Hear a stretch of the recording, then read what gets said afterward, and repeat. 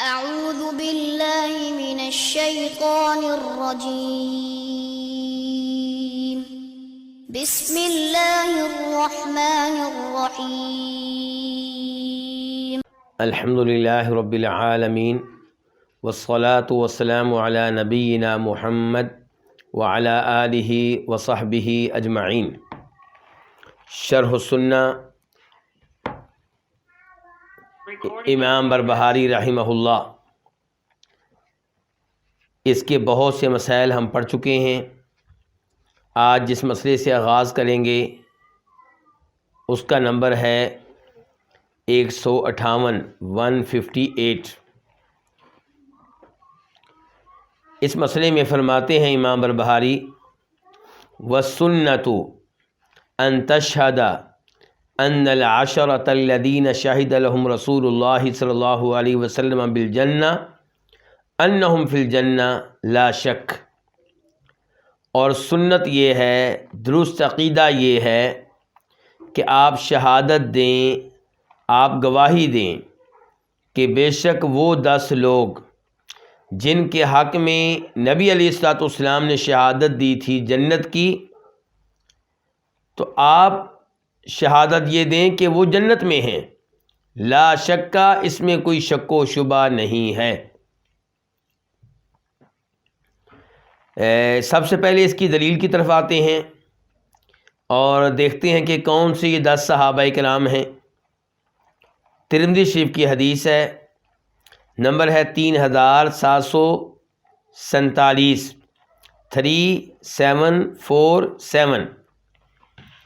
تو یہ حدیث ہے ترمذی شریف میں، کتاب کا نام ہے کتاب المناقب، اور باب ہے باب مناقب عبد الرحمن بن عوف الزہری، یعنی کہ جناب عبد الرحمن بن عوف رضی اللہ عنہ کے مناقب، ان کی شان، ان کے فضائل۔ اور اس حدیث کے راوی بھی خود عبد الرحمن بن عوف ہیں۔ کہتے ہیں کہ فرمایا نبی صلی اللہ علیہ وسلم نے: ابو بکر فی الجنہ، ابو بکر جنت میں ہوں گے، وعمر فی الجنہ، عمر بھی جنت میں ہوں گے، وعثمان فی الجنہ، عثمان جنت میں ہوں گے، وعلی فی الجنہ، علی جنت میں ہوں گے، وطلحہ فی الجنہ، طلحہ جنت میں ہوں گے، والزبیر فی الجنہ، زبیر بن عوام جنت میں ہوں گے، وعبد الرحمن بن عوف فی الجنہ، عبد الرحمن بن عوف جنت میں ہوں گے، وسعد فی الجنہ، اور سعد بن ابی وقاص جنت میں جائیں گے، وسعید فی الجنہ، اور سعید بن زید بھی جنت میں جائیں گے، وابو عبیدہ بن الجراح فی الجنہ، اور جناب ابو عبیدہ بن جراح بھی جنت میں جائیں گے۔ اور اس سے یہ حدیث تھی ترمذی شریف میں 3747۔ ذرا آگے بڑھیں، حدیث نمبر 3748، 3748، تو اس کے راوی ہیں سعید بن زید، وہ بھی ان 10 میں سے ہیں، تو انہوں نے بھی اس حدیث کو روایت کیا ہے۔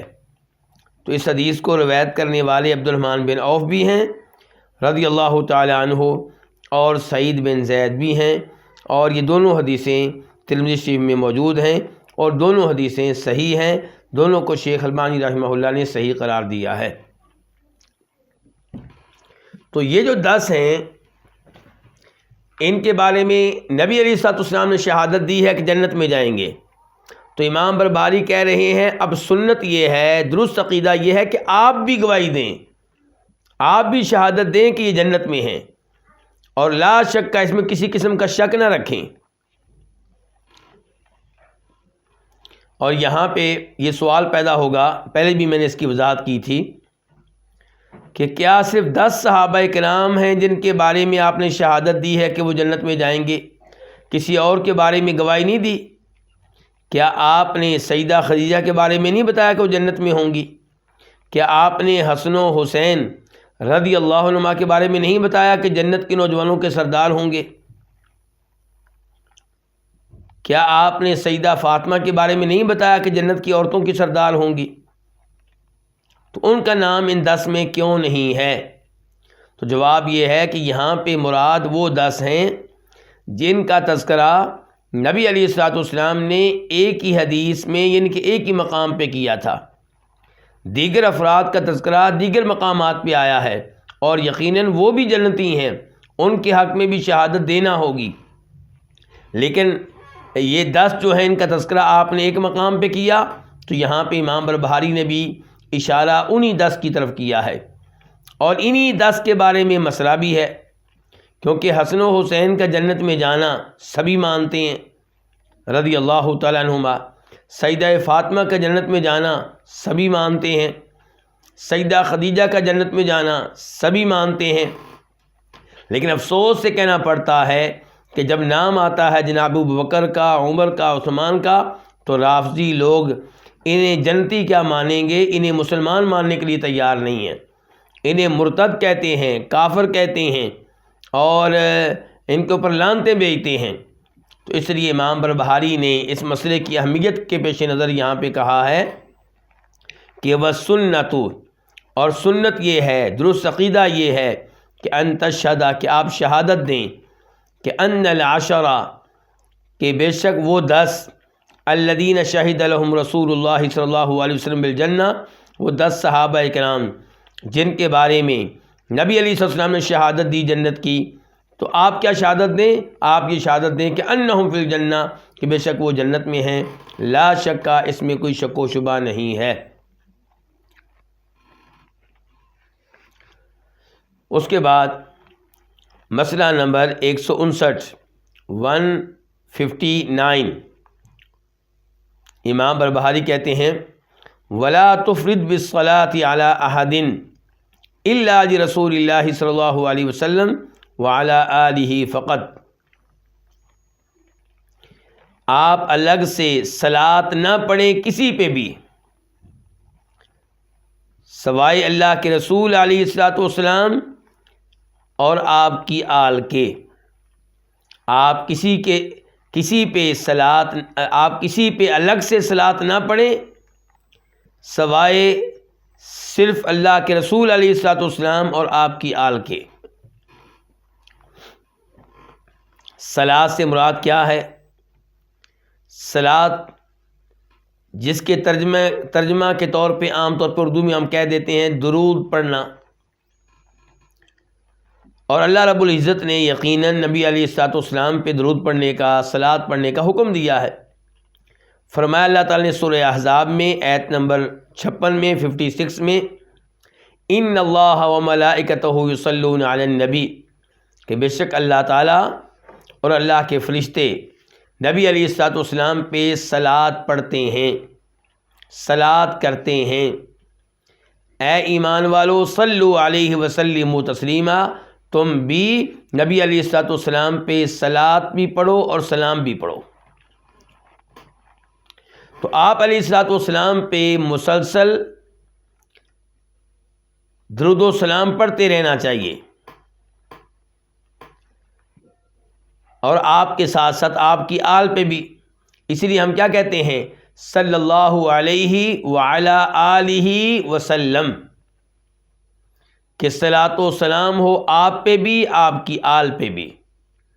اور آل سے مراد کون؟ آل بیت، آپ کی بیویاں، آپ کی اولاد، آپ کے مسلمان چچا اور چچاؤں کی مسلمان اولاد، یہ سب آل بیت میں سے ہیں۔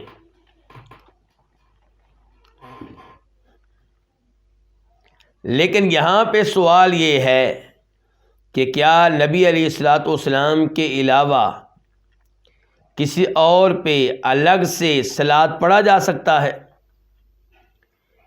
کیا یہ کہا جا سکتا ہے کہ زید کے اوپر صلاۃ ہو، اللہم صلی علی زید، اے اللہ زید پہ صلاۃ بھیج، اے اللہ فلاں شخص پہ صلاۃ بھیج، فلاں عالم دین پہ صلاۃ بھیج؟ کیا ایسے الفاظ کہے جا سکتے ہیں؟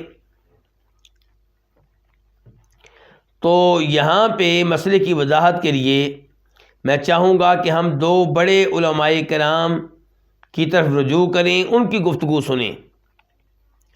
نمبر 1 امام ابن القیم رحمہ اللہ، ان کی گفتگو اس مسئلے میں کہاں ملے گی؟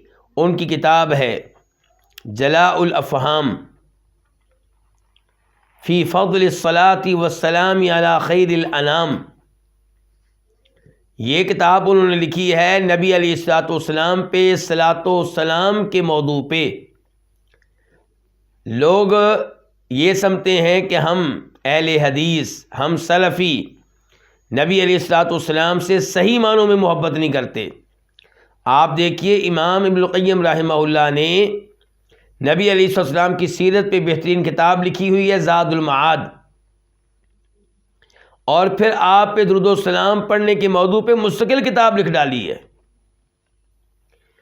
تو ہم اس کتاب کی طرف بھی چلیں گے، اور دوسرے نمبر پہ تفسیر ابن کثیر، اور یہ دونوں امام ابن کثیر اور امام ابن القیم دونوں شاگرد ہیں امام ابن تیمیہ رحمہ اللہ کے۔ تو امام ابن تیمیہ خود بھی اور ان کے شاگرد بھی یہ سب کے سب نبی علیہ الصلوۃ والسلام سے صحیح معنوں میں محبت کرتے ہیں، البتہ غلو نہیں کرتے، مشکل کشا، حاجت روا، غوث اعظم، عالم الغیب قرار نہیں دیتے، محبت کرتے ہیں جیسا کہ آپ سے محبت کرنے کا حق ہے۔ تو دیکھتے ہیں کہ کیا کہتے ہیں امام ابن القیم اس مسئلے میں اور امام ابن کثیر اس مسئلے میں۔ تو پہلے امام ابن القیم رحمہ اللہ، یہ دیکھیں کتنی بڑی کتاب ہے ان کی، یہ دیکھ سکتے ہیں آپ کتنی موٹی کتاب ہے آپ پہ درود و سلام پڑھنے کے موضوع پہ۔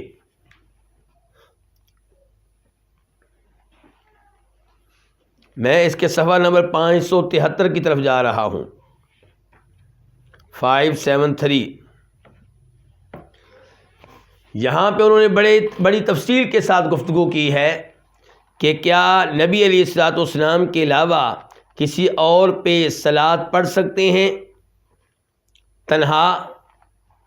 ایک یہ ہے کہ آپ اللہ کے رسول پہ صلاۃ پڑھیں اور ساتھ ہی کسی اور پہ بھی پڑھ دیں، ایک یہ ہے کہ صرف اللہ کے رسول کے علاوہ کسی اور پہ۔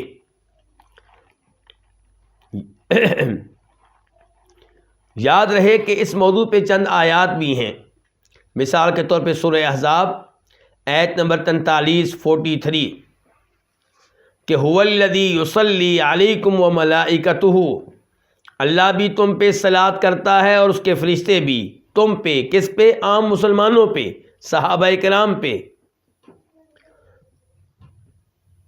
اللہ تعالیٰ نے آیت نمبر 56 میں تو یہ کہا کہ میں اور میرے فرشتے نبی علیہ الصلوۃ والسلام پہ صلاۃ پڑھتے ہیں،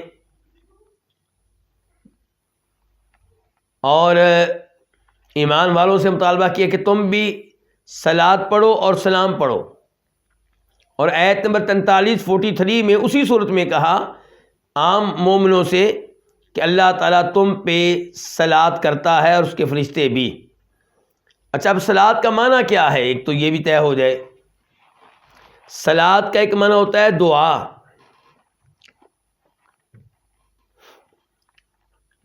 فرشتے صلاۃ پڑھتے ہیں نبی علیہ الصلوۃ والسلام پہ یا عام لوگوں پہ، مطلب کیا ہے کہ ان کے لیے دعا کرتے ہیں،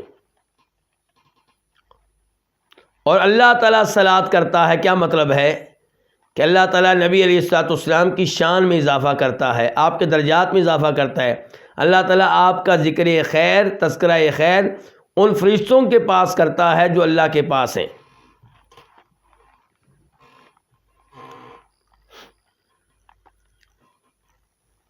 اور ہم نبی علیہ الصلوۃ والسلام پہ صلاۃ پڑھتے ہیں، کیا مطلب؟ ہم بھی دعا کرتے ہیں کہ اے اللہ ہمارے نبی پہ صلاۃ کر۔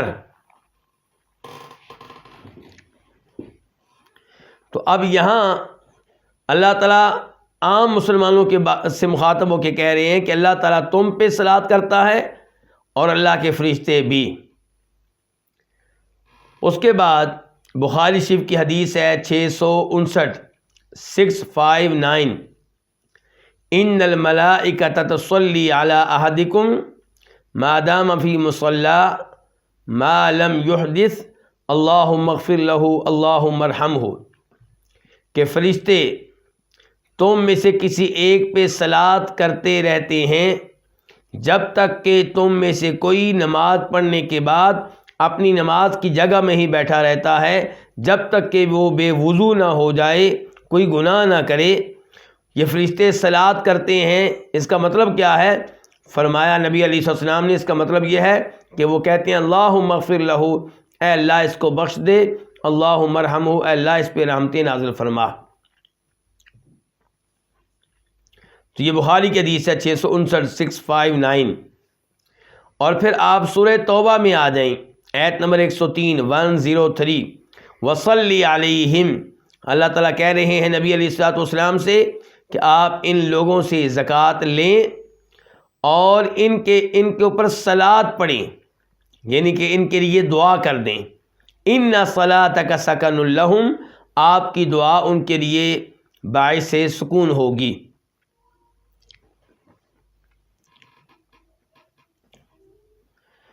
تو اب ہم آتے ہیں امام ابن القیم رحمہ اللہ کی طرف۔ کہتے ہیں کہ اگر نبی علیہ السلام کے علاوہ دیگر افراد پہ اجتماعی طور پہ صلات پڑھی جائے تو یہ جائز ہے۔ مثال کے طور پہ آپ کہتے ہیں اللہم صلی علی ملائکتک المقربین و اہل طاعتک اجمعین، اے اللہ صلات کر اپنے مقرب فرشتوں پہ اور ان سب پہ جو تیری اطاعت کرنے والے ہیں۔ تو یہاں پہ نبی علیہ السلام کا تذکرہ نہیں ہے، آپ کے علاوہ دوسروں پہ صلات پڑھی جا رہی ہے، لیکن کسی خاص انسان کا تذکرہ نہیں ہے، عام بات کی جا رہی ہے کہ اے اللہ تیرے جو مقرب فرشتے ہیں ان پہ صلات کر اور جو تیری اطاعت کرنے والے ہیں ان پہ صلات کر۔ اس کے بعد کہتے ہیں امام ابن القیم رحمہ اللہ، وَإِن كَانَ شَخْصًا مُعَيَّنًا أَوْ طَائِفَةً مُعَيَّنًا، اگر وہ شخص جس پہ آپ صلات پڑھنا چاہ رہے ہیں وہ کوئی خاص آدمی ہے یا کوئی خاص گروہ ہے تو کُرِہَ أَن يُتَّخَذَ الصَّلَاةُ عَلَيْهِ شِعَارًا لَا يُخِلُّ بِهِ، تو پھر اس پہ صلات اس انداز سے پڑھنا کہ یہ اس کا شعار بن جائے، اس کی علامت بن جائے، تو یہ مکروہ ہے۔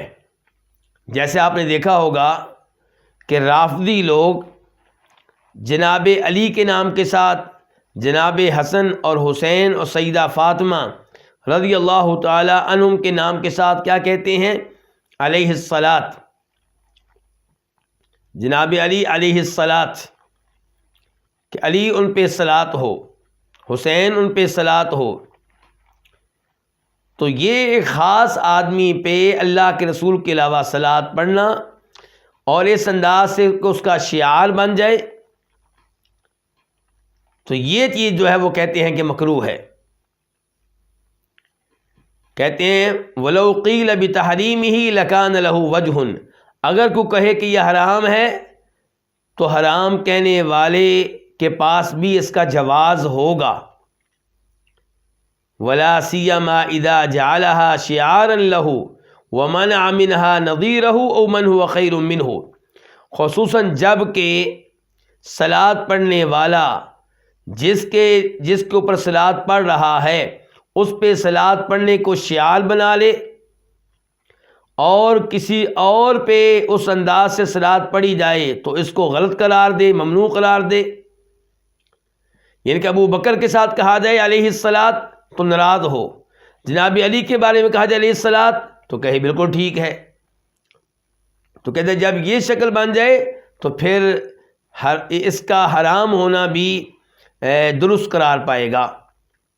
کہتے ہیں وَهَذَا كَمَا تَفْعَلُ الرَّافِضَةُ بِعَلِيٍّ رضی اللہ عنہ، یہ جیسا کہ رافضی لوگ کرتے ہیں جناب علی کے ساتھ۔ فَإِنَّهُمْ حَيْثُ ذَكَرُوهُ قَالُوا عَلَيْهِ الصَّلَاةُ وَالسَّلَامُ، وہ جناب علی کا جب بھی تذکرہ کرتے ہیں تو ان کے نام کے ساتھ کہتے ہیں علیہ الصلاۃ والسلام، کہ ان پہ صلات بھی ہو سلام بھی ہو۔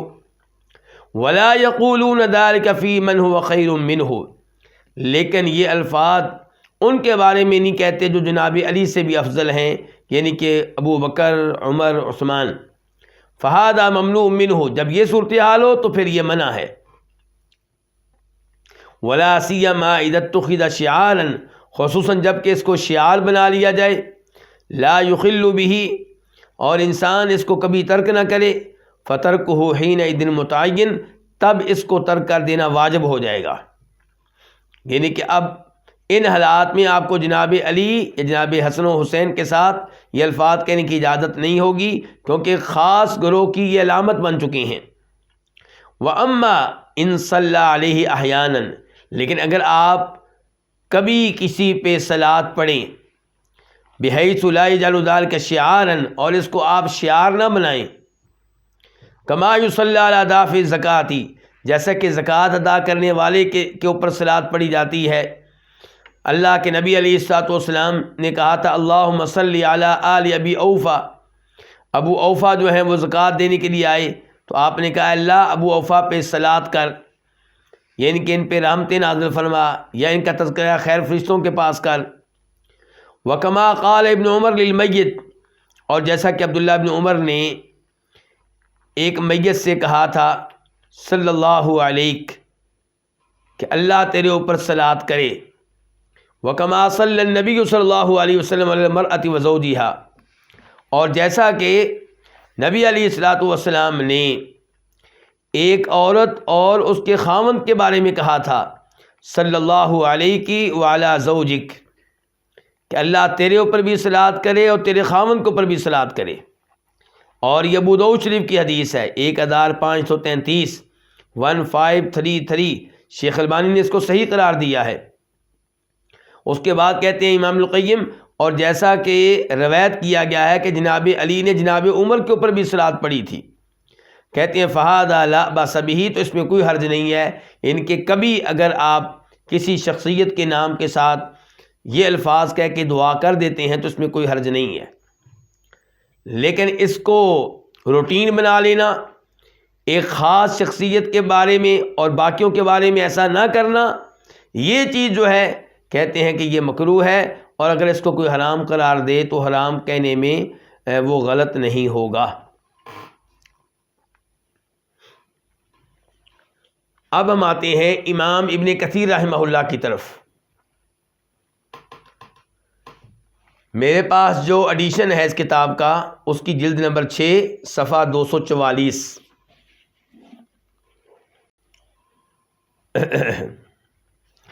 یہاں پہ امام ابن کثیر رحمہ اللہ کہتے ہیں وَأَمَّا الصَّلَاةُ عَلَى غَيْرِ الْأَنْبِيَاءِ، جہاں تک تعلق ہے نبیوں کے علاوہ دیگر شخصیات پہ صلاۃ پڑھنے کا، تو اگر یہ ان کے ساتھ ساتھ ہو، یعنی کہ پہلے آپ کہیں اللہ کے رسول پہ صلاۃ، پھر ساتھ کسی اور کا نام لے دیں، تو کہتے ہیں کہ اس میں کوئی حرج نہیں ہے۔ کہتے ہیں جیسا کہ اللہم صلی علی محمد و آلہ و ازواجہ و ذریتہ، اے اللہ صلاۃ کر جناب محمد پہ، اور اس کے بعد آپ کہتے ہیں ان کی آل پہ، ان کی بیویوں پہ، ان کی اولاد پہ، تو یہاں پہ آل، بیویاں، اولاد، ان کے اوپر صلاۃ پڑھنا ٹھیک ہو گیا، کیونکہ اس سے پہلے اللہ کے رسول کا تذکرہ ہے صلی اللہ علیہ وسلم۔ کہتے ہیں فہذا جائز بالإجماع، یہ بالاتفاق جائز ہے، اس میں کسی کا اختلاف نہیں ہے۔ کہتے ہیں اختلاف تب ہے جب صرف غیر نبی پہ صلاۃ پڑھا جائے۔ کہتے ہیں پھر ایک موقف یہ ہے کہ یجوز ذالک، کہ ایسا کرنا جائز ہے۔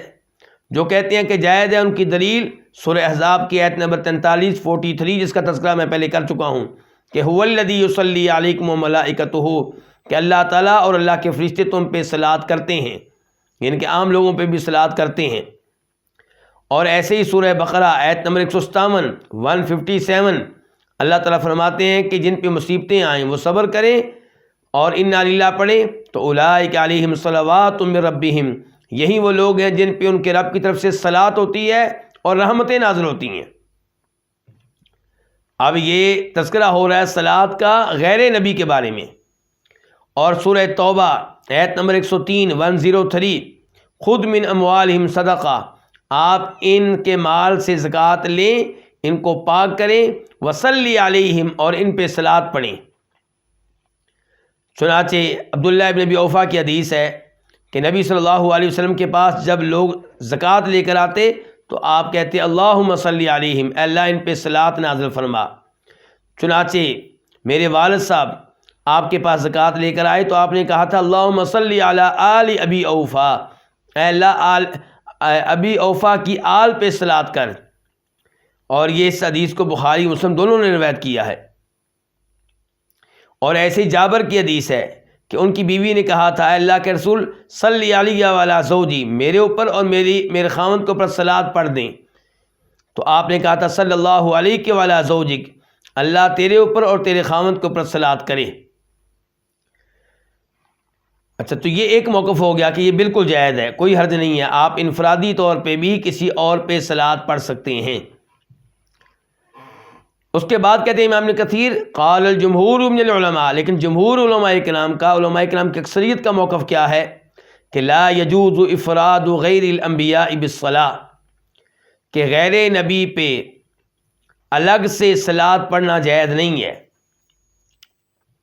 کیوں جی؟ لأن هذا قد صار شعارا للانبیاء اذا ذکروا، کیونکہ یہ انبیاء کرام علیہم السلام کی علامت بن چکا ہے۔ یعنی کہ جب کسی نام کے ساتھ کہا جائے صلی اللہ یا علیہ الصلاۃ تو ہم سمجھ جاتے ہیں کہ یہ نبی ہیں۔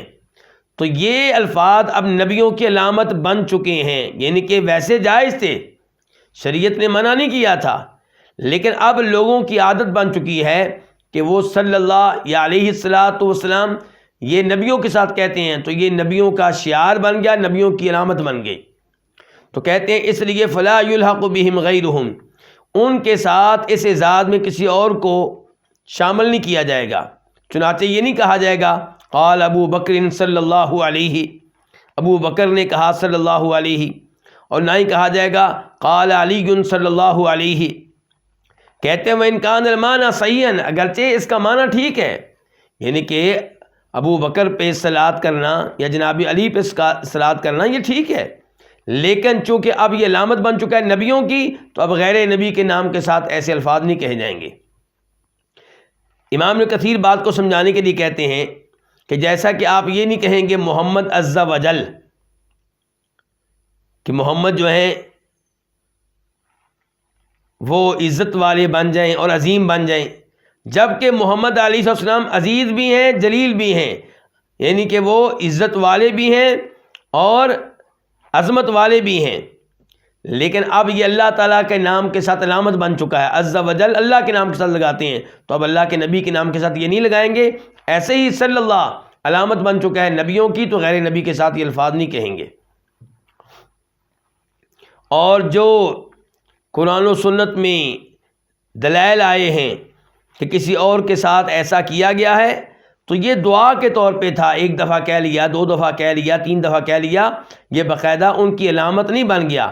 یعنی کہ ایسا نہیں تھا کہ جب بھی ابو اوفا کا تذکرہ ہو تو لوگ کہتے ہوں قال ابو اوفا صلی اللہ علیہ، یا جب بھی جناب جابر کا تذکرہ ہوتا ہو یا ان کی بیوی کا تو لوگ کہتے ہوں قال جابر صلی اللہ علیہ، ایسا نہیں تھا۔ امام ابن کثیر کہتے ہیں کہ یہ رائے کن کی ہے؟ جمہور علماء کرام کی، اور کہتے ہیں وہذا مسلک حسن، یہ بڑی اچھی رائے ہے۔ کہتے ہیں تیسرا موقف یہ ہے کہ یہ جائز نہیں ہے، دوسرا موقف بھی یہ تھا کہ جائز نہیں ہے، تیسرا بھی یہ کہ جائز نہیں ہے، لیکن دوسرے موقف میں جائز نہ کہنے والوں نے جو سبب بیان کیا تھا، تیسرے موقف میں جائز نہ کہنے والوں نے اس کے علاوہ کوئی اور سبب بیان کیا۔ وہ کیا؟ وہ کہتے ہیں اس لیے کہ غیر نبی پہ الگ سے صلاۃ کرنا یہ بدعتیوں کی علامت بن چکا ہے، تو ہم یہ کام نہیں کریں گے۔ تو اب خلاصہ پھر کیا نکلا؟ خلاصہ یہ نکلا کہ غیر نبی کے ساتھ الگ سے صلاۃ کہنا، صلاۃ پڑھنا، صلاۃ کے الفاظ استعمال کرنا، یہ نبیوں کی علامت بن چکا ہے، اس لیے غیر نبی کے ساتھ نہیں کہیں گے۔ نمبر دو، یہ عادت بن چکی ہے بدعتیوں کی کہ وہ غیر نبی کے ساتھ ایسا کہتے ہیں، اور ہم بدعتی نہیں ہیں، ہم الحمدللہ اہل حدیث ہیں، اہل سنت ہیں، سلفی ہیں، تو ہم ایسا کام نہیں کریں گے۔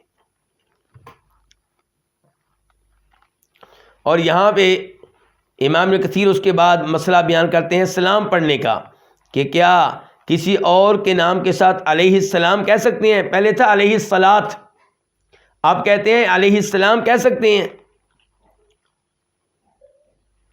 اس کے بعد کہتے ہیں وقد غلب هذا في عبارة كثيرة من النساخ للکتب ان ينفرد علی بان یقال من دون سائر الصحابۃ بان یقال علیہ السلام من دون سائر الصحابہ او کرم اللہ وجہہ. کہتے ہیں کہ بہت سے جو کاتب ہیں کتابیں لکھنے والے، یعنی کہ جو علماء نہیں ہیں بلکہ جن کو پیسے دے کر علماء اپنی کتابیں لکھواتے ہیں.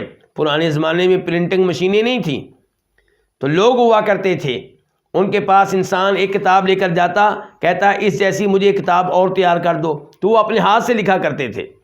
تو کہتے ہیں کہ یہ جو کاتب تھے، ان کی کتابوں میں آپ دیکھیں گے کہ یہ جناب علی کا نام آئے تو اپنی طرف سے ساتھ لگا دیتے ہیں علیہ السلام کہ ان پہ سلامتی نازل ہو، یا لگا دیتے ہیں کرم اللہ وجہہ، اللہ ان کے چہرے کو عزت دے. امام کثیر کہتے ہیں کہ یہ دونوں الفاظ معنی کے لحاظ سے بالکل ٹھیک ہیں کہ اللہ جناب علی کو سلامت رکھے، سلامتی دے اور ان کے چہرے کو عزت دے، دونوں چیزیں ٹھیک ہیں، لیکن یہ کام نہیں کیا جائے گا کیونکہ اس معاملے میں صحابہ کرام کے مابین برابری ہونی چاہیے، کیونکہ یہ الفاظ کہے جاتے ہیں تعظیم اور تکریم کے طور پہ. تو اگر آپ جناب علی کے نام کے ساتھ یہ الفاظ استعمال کرتے ہیں تعظیم اور تکریم کے طور پہ، تو پھر ابو بکر و عمر اور جناب عثمان زیادہ حقدار ہیں اس تعظیم کے اور اس تکریم کے. مجھے امید ہے کہ آپ کو کافی فائدہ ہوا ہوگا، کیونکہ آپ میں سے کئی لوگ یہ سوال کرتے رہتے ہیں کہ جناب بخاری میں جناب علی کا نام آیا تو وہاں پہ علیہ السلام لکھا ہوا ہے، مسلم میں لکھا ہوا ہے. تو یہ علماء کا کام نہیں ہوتا، یہ کاتب جو ہوتے ہیں ان کا کام ہوتا ہے یہ. تو اب خلاصہ وہی نکلا جو امام بربہاری نے بیان کیا تھا. کیا کہتے ہیں کہ ولا تفرد بالصلاۃ علی احد، الگ سے کسی پہ صلاۃ نہ پڑھو، الا علی رسول اللہ صلی اللہ علیہ وسلم وعلی آلہ فقط، مگر نبی علیہ الصلوۃ والسلام کے لیے، یعنی کہ انفرادی طور پہ صلاۃ پڑھیں گے صرف نبی علیہ الصلوۃ والسلام کے لیے، اور کسی اور کے لیے یا صرف آپ کی آل کے لیے ایسا نہیں کیا جائے گا. البتہ اللہ کے رسول علیہ السلام کے ساتھ کیا جائے اور ساتھ ہی آپ کی آل کا تذکرہ ہو تو یہ بالکل ٹھیک ہے، یہ حدیث سے بھی ثابت ہے، اس میں کوئی حرج نہیں ہے. اس کے بعد مسئلہ نمبر 160 امام بربہاری کہتے ہیں وَتَعْلَمْ، اور یہ بات آپ جان لیں کہ ان عثمان بن عفان قتل مظلوما، کہ جناب عثمان بن عفان کو ظالمانہ طور پہ قتل کیا گیا، ان کی موت مظلومانہ موت ہے. ومن قتلہ کان ظالما، اور جس نے ان کو قتل کیا تھا وہ ظالم ہے. تو یہاں پہ پہلے نمبر پہ کیا بتایا گیا کہ جناب عثمان بن عفان کو قتل کیا گیا تو یہ ان پہ ظلم ہوا ہے، ان کے ساتھ زیادتی ہوئی ہے. اس بارے میں ایک حدیث جسے روایت کرنے والے ہیں امام بخاری اور امام مسلم. بخاری شریف میں اس کا نمبر ہے 3674 3674، اور مسلم شریف میں اس کا نمبر ہے 2403 2403، اور یہ الفاظ مسلم شریف کے ہوں گے. ابو موسیٰ اشعری کہتے ہیں کہ جب کہ اللہ کے رسول علیہ الصلوۃ والسلام مدینہ کے باغوں میں سے ایک باغ میں بیٹھے ہوئے تھے اور آپ ٹیک لگائے ہوئے تھے اور آپ کے ہاتھ میں ایک چھڑی تھی. معذرت کے ساتھ رابطہ منقطع ہو گیا تھا، تو گزارش کر رہا تھا کہ یہ حدیث ہے جناب عثمان بن عفان کی شہادت کی، جس میں خبر دی گئی ہے کہ ابو موسیٰ اشعری کہتے ہیں کہ نبی علیہ الصلوۃ والسلام مدینہ کے باغوں میں سے کسی باغ میں تھے اور آپ ٹیک لگائے ہوئے تھے اور آپ کے ہاتھ میں چھڑی تھی. اس چھڑی کی نوک کو آپ پانی اور مٹی کے درمیان مار رہے تھے. تو ایک آدمی نے دروازہ کھولنے کی اجازت، اندر آنے کی اجازت مانگی، تو آپ نے ابو موسیٰ اشعری سے کہا افتح، ان کے لیے دروازہ کھول دیں، وبشرہ بالجنہ، اور ان کو جنت کی خوشخبری دے دیں. تو ابو بکر صدیق رضی اللہ تعالیٰ عنہ تھے. تو میں نے ان کے لیے دروازہ کھولا اور ان کو جنت کی خوشخبری دی۔ کون کہہ رہے ہیں؟ ابو موسیٰ اشعری کہتے ہیں پھر ایک اور آدمی نے آنے کی اجازت چاہی تو آپ نے کہا کھول دو دروازہ ان کے لیے اور ان کو جنت کی خوشخبری دے دو۔ ابو موسیٰ اشعری کہتے ہیں کہ وہ عمر تھے، میں نے دروازہ ان کے لیے کھولا اور ان کو جنت کی خوشخبری دے دی۔ پھر ایک اور صاحب آئے تو نبی علیہ الصلوۃ والسلام سیدھے ہو کر بیٹھ گئے اور آپ نے کہا افتح لہ، ان کے لیے دروازہ کھول دیں، وبشرہ بالجنہ، اور ان کو جنت کی خوشخبری دیں، علی بلویٰ تکون، اس مصیبت اور ازمائش کے بعد جو ان پہ آئے گی۔ تو اللہ کے رسول نے پہلے بتا دیا تھا کہ ازمائش آئے گی۔ تو ابو موسیٰ اشعری کہتے ہیں کہ میں گیا تو وہ عثمان بن عفان تھے رضی اللہ تعالی عنہ، تو میں نے دروازہ کھولا، ان کو جنت کی خوشخبری دی اور ان سے وہی الفاظ کہے جو اللہ کے رسول نے کہے تھے۔ تو وہ الفاظ سن کے جناب عثمان کہنے لگے اللہم صبراً، اے اللہ صبر کی توفیق مانگتا ہوں، ان کے ازمائش کا پتہ چل گیا کہ میرے اوپر آئے گی، یا اللہ تو اس سے صبر کی توفیق مانگتا ہوں، یا کہا اللہ المستعان کہ میں اس معاملے میں اللہ سے مدد طلب کرتا ہوں۔ تو یہ بخاری کی حدیث ہے 3674 3674، اور مسلم میں ہے 2403 2403، اور الفاظ مسلم شریف کے ہیں۔ یہاں سے پتہ چلا کہ جناب عثمان پہ ازمائش آنے والی تھی اور نبی علیہ السلام نے پہلے ہی بتا دیا تھا۔ یہ میرے پاس وہ کتاب ہے جو چند دنوں کے بعد انشاءاللہ ہم شروع کرنے والے ہیں، حقبۃ من التاریخ۔ تو یہاں پہ جناب عثمان کے بارے میں جو گفتگو ہوئی ہے اس کی کچھ حصہ آپ کے سامنے رکھنا چاہوں گا۔ یہاں پہ یہ حدیث لے کر آئے ہیں، ایک تو پہلے نمبر پہ جو حدیث ہے وہ ترمذی شریف کی ہے، اور ترمذی میں اس کا نمبر ہے 3704 3704، اور سنن ابن ماجہ میں اس کا نمبر ہے 111 111۔ راوی ہیں مرہ بن کعب، کہتے ہیں کہ میں نے نبی علیہ الصلوۃ والسلام کو سنا کہ آپ فتنوں کا تذکرہ کر رہے تھے، اور ایک آدمی گزرا جس کا سر کپڑے سے ڈھکا ہوا تھا، تو آپ علیہ الصلوۃ والسلام نے کہا کہ یہ آدمی فتنے کے ایام میں ہدایت کے اوپر ہوگا، ھذا یومئذ علی الہدی، یہ فتنے جب آئیں گے تب یہ آدمی ہدایت کے اوپر ہوگا۔ مرہ بن کعب کہتے ہیں تو میں گیا، دیکھا تو عثمان بن عفان تھے۔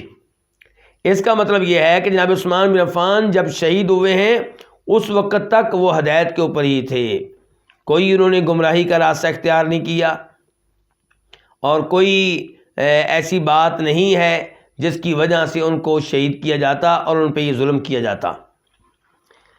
ایک اور روایت سیدہ عائشہ جسے بیان کرنے والی ہیں کہ نبی علیہ الصلوۃ والسلام نے کہا تھا یا عثمان، اے عثمان، ان ولاک اللہ ھذا الامر یوما، اگر اللہ تعالیٰ تمہیں کسی دن یہ اقتدار دے، یہ خلافت دے، فارادک المنافقون، اور منافق چاہیں، یہ بڑے اہم الفاظ ہیں، فارادک المنافقون، اور منافق چاہیں ان تخلع قمیصک الذی قمصک اللہ فلا تخلعہ، منافق یہ چاہیں کہ تم وہ قمیص اتار دو جو قمیص اللہ نے تمہیں پہنائی ہے تو نہ اتارنا۔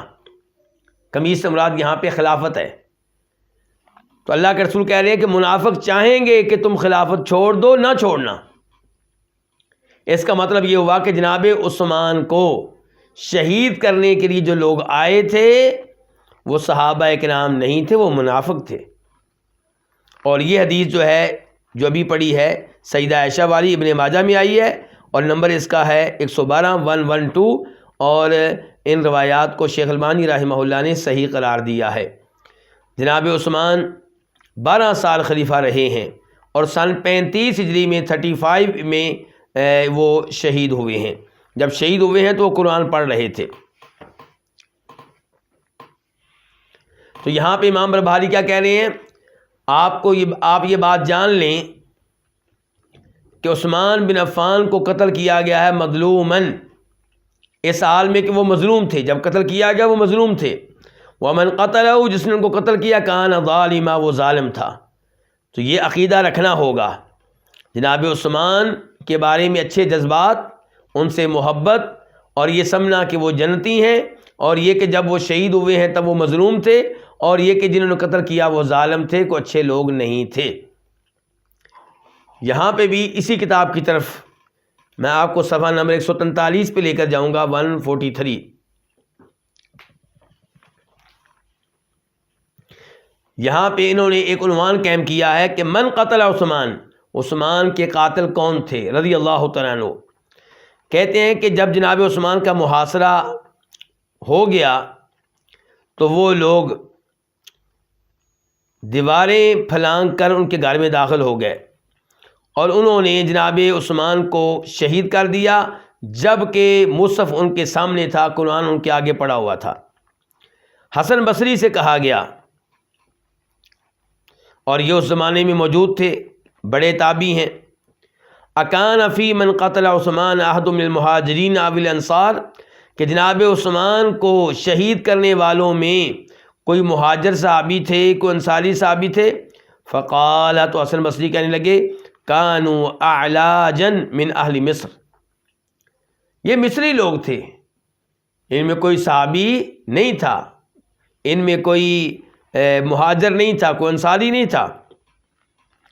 مؤلف کہتے ہیں لیکن یہ کام کرنے والے جو تھے ان کے لیڈر جو ہیں وہ معروف ہیں، کنانہ بن بشر، رومان الیمانی، اور ایک آدمی جس کو کہتے تھے جبلہ، اور ایک سودان بن حمران، اور مالک بن اشتر النخعی، مالک بن اشتر النخعی جس کی بہت زیادہ تعظیم کرتے ہیں رافضی لوگ، یہ بھی جناب عثمان رضی اللہ عنہ کے قاتلوں میں شامل ہے۔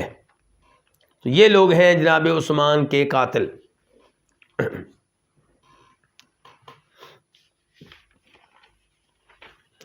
اس کے بعد مسئلہ نمبر 160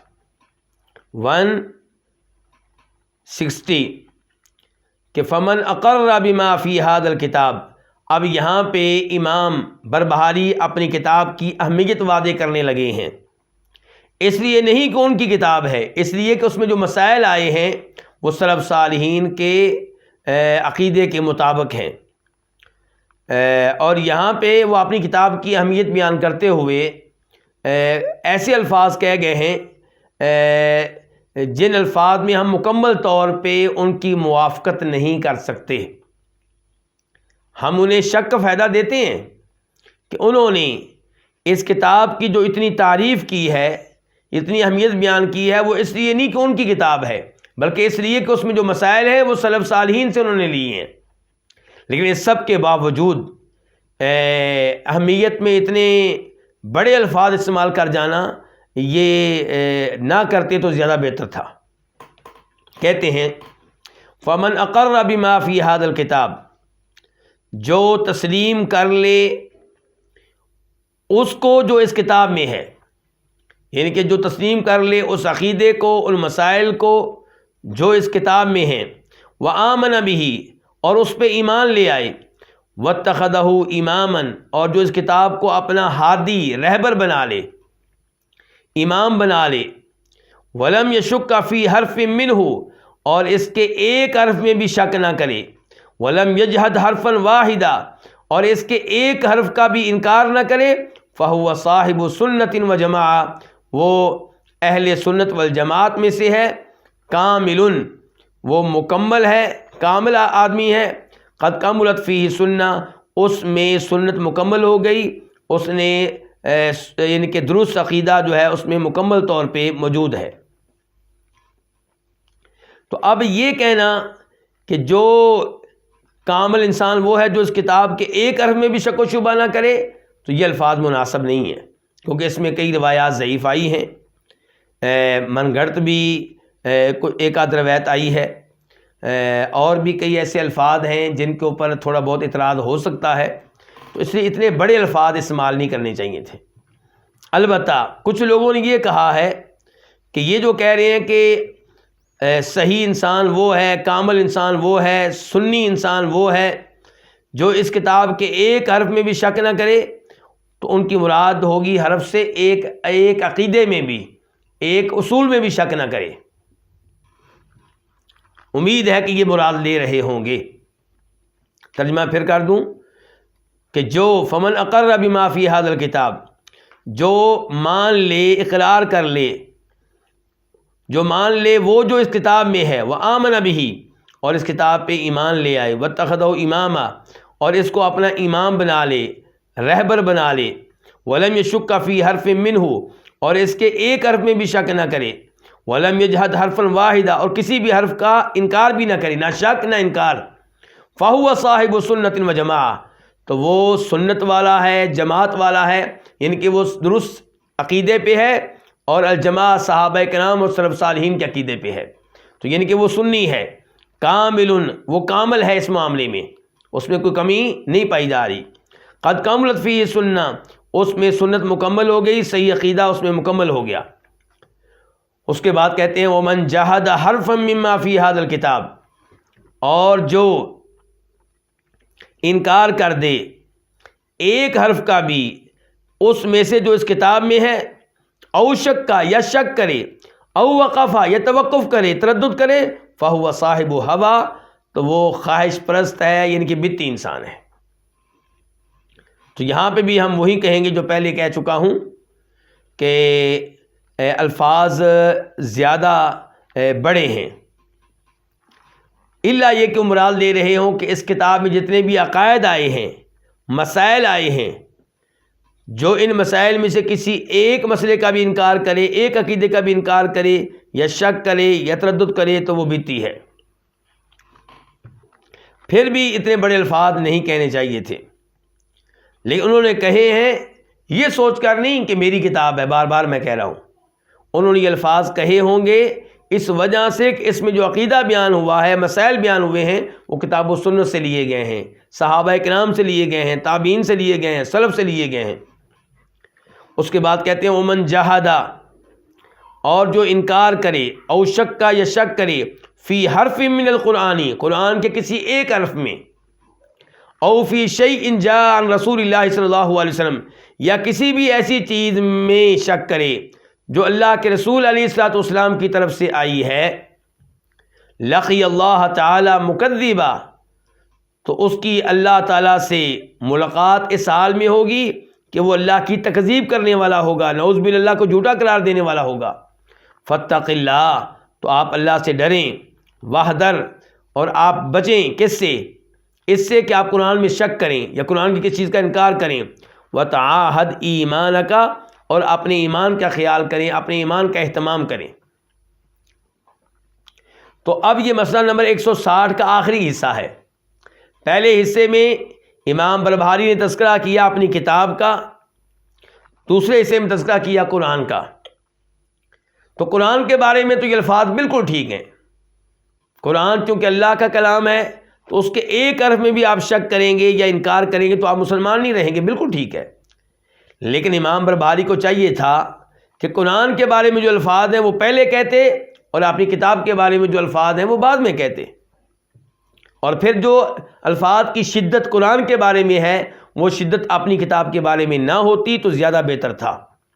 یہ آخری الفاظ پھر سن لیں، امام بربہاری کہتے ہیں ومن جحدا، اور جو انکار کرے، او شک کا، یا شک کرے، فی حرف من القرآن، قرآن کے کسی ایک حرف میں، او فی شیء جاء عن رسول اللہ صلی اللہ علیہ وسلم، یا کسی بھی ایسی چیز میں شک کرے جو اللہ کے رسول کی طرف سے آئی ہے، کسی حدیث میں شک کرے جو حدیث ثابت ہو کہ آپ نے کہی ہے، تو کیا ہوگا انجام ایسے آدمی کا؟ لقی اللہ تعالی مکذبا، یہ شک کرنے والا قرآن کے ایک حرف میں یا ایک صحیح حدیث میں، یا انکار کرنے والا قرآن کے ایک حرف کا یا ایک صحیح حدیث کا، وہ اللہ سے ملاقات کرے گا اس حال میں کہ مکذبا، وہ تکذیب کرنے والا ہوگا، کس کی؟ اللہ کی۔ فاتق اللہ، اس لیے آپ اللہ سے ڈریں، واحذر، اور آپ بچیں، کس سے؟ بچیں اس بات سے کہ آپ کے دل میں کچھ شک و شبہ پیدا ہو قرآن کے تعلق سے۔ وتعاہد ایمانک، اور اپنے ایمان کا خیال کریں، اپنے ایمان کا اہتمام کریں۔ تو اس سے پھر یہ بات بھی ماخوذ ہوگی جس کا تذکرہ میں اپنے درس میں مسلسل کرتا رہتا ہوں کہ آپ اپنے بچوں کو ایسے اداروں میں نہ بھیجیں، ایسے کالجوں یونیورسٹیوں میں نہ بھیجیں، ایسے پروفیسروں اور ایسے ماحول اور سوسائٹی میں نہ بھیجیں جہاں رہ کر ان کے دلوں میں ذرا بھی شک و شبہ پیدا ہو قرآن کی کسی ایک چیز کے بارے میں، مثال کے طور پہ چور کی سزا ہاتھ کاٹ ڈالنا، کیا آپ کا وہ بیٹا جس کو آپ نے جدید یونیورسٹی میں بھیجا تھا اس سزا پہ ایسے ہی ایمان رکھتا ہے جیسے آپ ایمان رکھتے ہیں، یا اس کا دل نہیں مانتا اس سزا کو، غیر مناسب اس کو خیال کرتا ہے؟ یہ میں ایک مثال دے رہا ہوں، اور دیگر چیزیں بھی ایسی. مثال کے طور پہ جو بدکاری کرے اسے 100 کوڑے مارنے چاہیے اگر شادی شدہ نہیں ہے. اس سزا کو وہ بالکل صحیح تسلیم کرتا ہے 100%، یا کہتا ہے یہ آزادی کے خلاف ہے، ہر ایک آزاد ہے جی. تو یہ آپ دیکھ لیں، اگر کوئی شک پیدا ہو گیا آپ کے بیٹے کے دل میں، آپ کی بیٹی کے دل میں قرآن کے کسی ایک حرف کے تعلق سے، انجام کیا ہوگا وہ آپ نے سن لیا ہے. اس کے بعد مسئلہ نمبر 161 یہاں پہ امام بہاری کہتے ہیں وَمِنَ السُنَّةِ، اور سنت میں سے ہے، درست عقیدے میں سے ہے، اللہ تعین احدًا علی معصیۃ اللہ، آپ کسی کی مدد نہ کریں اللہ کی نافرمانی کے معاملے میں. گناہ کے کام میں تعاون کرنے کی اجازت نہیں ہے. اللہ تعالیٰ فرماتے ہیں سورہ مائدہ آیت نمبر 2 میں وَتَعَاوَنُوا عَلَى الْبِرِّ وَالتَّقْوَىٰ، نیکی کے کاموں میں تعاون کرو، تقویٰ کے کاموں میں تعاون کرو.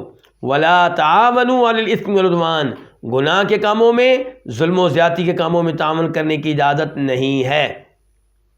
چنانچہ کیا آپ اس سے تعاون کر سکتے ہیں جو 2 نمبر طریقے سے ڈگری حاصل کر رہا ہو؟ نہیں تعاون کر سکتے. امتحانی حال میں ایگزام دیتے ہوئے آپ کسی سے تعاون کر سکتے ہیں، اسے سوال کا جواب بتا سکتے ہیں؟ نہیں بتا سکتے، کیونکہ اللہ کی نافرمانی کے معاملے میں تعاون ہے. بینک کی نوکری آپ کر سکتے ہیں؟ نہیں، کیونکہ یہ سود کو پھیلانے کے معاملے میں تعاون ہے. انشورنس کمپنیوں میں ملازمت جاب لے سکتے ہیں؟ نہیں لے سکتے، کیونکہ یہ جوئے کو پھیلانے کے معاملے میں تعاون ہے. تو یہاں پہ لفظ کیا ہے کہ آپ کسی کی مدد نہ کریں اللہ کی نافرمانی کے معاملے میں. اور اس کتاب کے کچھ نسخوں میں، کچھ کاپیوں میں، کچھ ایڈیشنوں میں ہے اللہ تعین کی جگہ پہ اللہ تطیع، کہ آپ کسی کی اطاعت نہ کریں، کسی کی بات نہ مانیں اللہ کی نافرمانی کے معاملے میں. اور یہ بھی بالکل ٹھیک ہے. تو نہ ہی اللہ کی نافرمانی کے معاملے میں کسی سے تعاون کرنے کی اجازت ہے، اور نہ اس کی بات آپ مانیں گے جو آپ سے ایسا مطالبہ کر رہا ہو جو گناہ پہ مشتمل ہو. گناہ کے کام میں کسی قسم کا تعاون نہیں ہوگا.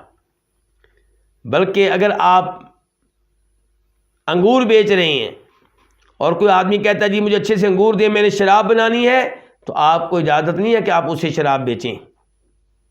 میں یہ نہیں کہتا کہ جو بھی انگور خریدنے آئے آپ اس سے تحقیقات کریں، تفتیش کریں، پڑتال کریں، سوال جواب کریں. نہیں، ایک آدمی خود بتا رہا ہے کہ مجھے انگور اس لیے چاہیے کہ میں نے شراب بنانی ہے، اسے انگور نہیں بیچ سکتے آپ. ایک آدمی آپ سے چھری خرید رہا ہے اور خود بتا رہا ہے کہ میں اپنے بھائی کو قتل کرنے جا رہا ہوں، آپ اسے چھری نہیں بیچ سکتے. ایک آدمی آپ سے موبائل خریدنے آیا اور خود بتا رہا ہے کہ آپ موبائل دیں اور اس کا سپیکر کیسا ہے، اس کی آواز کیسی ہے، میں نے گانے سننے ہیں، میں نے فلمیں دیکھنی ہیں، آپ کو اجازت نہیں ہے کہ آپ اسے موبائل بیچیں. تو اللہ کی نافرمانی کے معاملے میں تعاون کرنے کی اجازت نہیں ہے. اس کے بعد ہے ولا اولی الخیر، اور نہ ہی آپ مدد کریں گے اللہ کی نافرمانی کے معاملے میں نیک لوگوں کی. ولا اولی الخیر، پہلے کہا کہ آپ کسی کی مدد نہیں کریں گے اللہ کی نافرمانی کے معاملے میں، پھر کہا جو اصحاب خیر ہیں، نیکوکار لوگ ہیں، آپ ان کی بھی مدد نہیں کریں گے اللہ کی نافرمانی کے معاملے میں.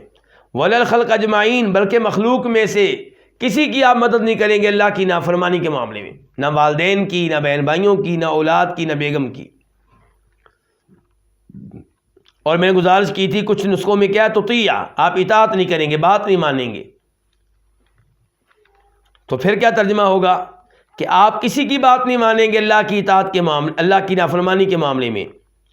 حتیٰ کہ آپ جو اصحاب خیر ہیں، نیکوکار لوگ ہیں، ان کی بھی بات نہیں مانیں گے جب وہ گناہ کا حکم دیں. اور تمام مخلوق کی آپ اطاعت نہیں کریں گے۔ لا طاعۃ لبشر فی معصیۃ اللہ، کسی بشر کی اطاعت نہیں ہوگی، کسی انسان کی اطاعت نہیں ہوگی اللہ کی نافرمانی کے معاملے میں۔ اور یہ بات بالکل ٹھیک ہے، اس معاملے میں حدیث بھی ہے، مسند احمد کی نمبر ہے 1095 فرمایا نبی کریم صلی اللہ علیہ وسلم نے لا طاعۃ لمخلوق فی معصیۃ الخالق، لا طاعۃ لمخلوق فی معصیۃ اللہ، مخلوق میں سے کسی کی بات نہیں مانی جائے گی جس بات میں اللہ کی نافرمانی ہو رہی ہو۔ اور ترمذی شریف کی حدیث ہے 1707 فرمایا نبی علیہ الصلوۃ والسلام نے السمع والطاعۃ علی المرء المسلم فیما احب وکرہ، کہ مسلمان پہ واجب ہے کہ حکمران کی بات سنے بھی اور مانے بھی، چاہے حکمران کی بات آپ کو اچھی لگے یا بری لگے، ما لم یؤمر بمعصیہ، جب تک کہ آپ کو ایسا آرڈر نہ دیا جائے حکمران کی طرف سے جس میں اللہ کی نافرمانی ہو۔ فَإِنْ أُمِرَ بِمَعْصِيَةٍ، اگر آپ کو ایسا آرڈر دیا جائے جو مانیں گے تو اللہ کی نافرمانی ہوگی، فَلَا سَمْعَ وَلَا طَاعَةَ، تو پھر وہ آرڈر سنا نہیں جائے گا اور وہ مانا نہیں جائے گا۔ تو خلاصہ کلام یہ ہے کہ کسی بھی انسان کی بات نہیں مانی جائے گی اللہ کی نافرمانی میں۔ بیوی کو اجازت نہیں ہے خاوند کی وہ بات مانے جس پہ رب ناراض ہو جائے۔ خاوند کہتا ہے پردہ اتار دو، اتارنے کی اجازت نہیں ہے۔ خاوند کہتا ہے کہ اپنے یہ بال جو آنکھوں کے اوپر ہیں، بووں کے بال، کیا ان کو کہتے ہیں، ابرو کے بال، آئی برو، تو یہ بال کاٹ لو، خوبصورت بنا لو، اجازت نہیں ہے اس کی۔ خاوند سے بیوی کہتی ہے داڑھی مونڈ لو، اجازت نہیں ہے۔ خاوند سے بیوی کہتی ہے اپنی شلوار ٹخنوں سے نیچے رکھو، اس کی کوئی اجازت نہیں ہے۔ والد صاحب کہتے ہیں داڑھی مونڈ لو، کوئی اجازت نہیں ہے۔ والد صاحب کہتے ہیں سودی جاب ہے وہ کر لو، کوئی اجازت نہیں ہے۔ لا طاعۃ لبشر فی معصیۃ اللہ، آپ سے کہتی ہے آپ کی ساس بیٹا نہیں ہو رہا، فلاں بابا جی کے دربار پہ بکرا دے کر آتے ہیں، اجازت نہیں ہے آپ کو۔ فلاں بابا جی کی قبر پہ حاضری دیتے ہیں، وہاں پہ دعا کرتے ہیں، اس کی کوئی اجازت نہیں ہے۔ لا طاعۃ لبشر فی معصیۃ اللہ، کسی بشر کی بات نہیں مانی جائے گی اللہ کی نافرمانی میں۔ ولا تحب علیہ احدا، اور اس کی بنیاد پہ آپ کسی سے محبت نہیں کریں گے، یعنی کہ جو آپ کو غلط آرڈر دے آپ اس سے محبت نہیں کریں گے اس مسئلے میں۔ وکرہ ذالک، اور اس کو آپ ناپسند کریں، وکرہ ذالک کلہ للہ، اور اس سب کو آپ اللہ کی خاطر ناپسند کریں، وہ اللہ تبارک و تعالی جو برکتوں والا ہے، جو بلند و بالا ہے۔ تو یہ تھا جی مسئلہ نمبر 161، جس کا خلاصہ یہ ہے کہ اللہ کی نافرمانی والے معاملے میں کسی سے تعامل نہیں کیا جائے گا اور کسی کی اطاعت نہیں کی جائے گی، کسی کا آرڈر نہیں مانا جائے گا۔ اللہ رب العزت سے دعا ہے اللہ تعالی ہمیں یہ کتاب خیر و سلامتی کے ساتھ مکمل کرنے کی توفیق دے، اور اس سے جو کچھ سیکھا ہے اس میں عمل کرنے کی توفیق عنایت فرمائے۔ وآخر دعوانا الحمد للہ رب العالمین۔